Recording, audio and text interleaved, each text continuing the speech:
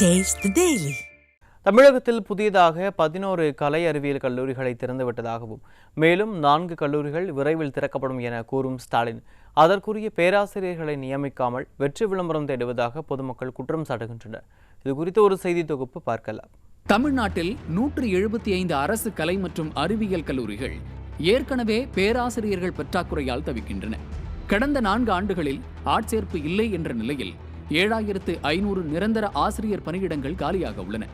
இந்த நிலையில் புதிதாக துவங்கப்பட்ட 11 கல்லூரிகள் ஒவ்வொன்றிற்கும் 12 பேராசிரியர் பணியிடங்கள் உருவாக்கப்பட்டிருந்தாலும் புதிதாக நியமிக்கவில்லை.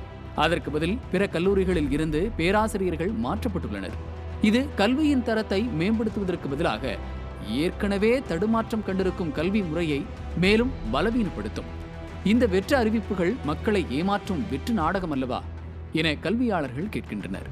மேலும் கல்லூரிகளில் பேராசிரியர்களின் எண்ணிக்கையை 17 12 குறைத்து புதிய கல்லூரிகளை திறப்பது மொத்த சேர்க்கை விகிதத்தை அதிகரிக்க மட்டுமே உருவாக்கப்பட்டவை என்றும் தரமான கல்வியை வழங்குவதற்கு அல்ல என்றும் கூறுகின்றனர்.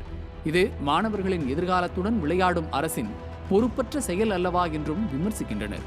அத்துடன் கடந்த 4 ஆண்டுகளில் 35 புதிய கல்லூரிகள் திறக்கப்பட்டும் ஒரு புதிய பேராசிரியர் கூட நியமிக்கப்படாததை சுட்டிக்காட்டி இது ஸ்டாலின் ஆட்சியில் உயர்கல்வித்துறையில் அலட்சியத்தை காட்டுவதாகவும் மக்கள் நலனில் அக்கறையின்மையை வெளிப்படுத்துவதாகவும் கூறுகின்றனர். விளம்பரங்களையும் பேனர்களையும் வைத்து மக்களை ஏமாற்றலாம் என்று நினைப்பது மாபெரும் தவறு.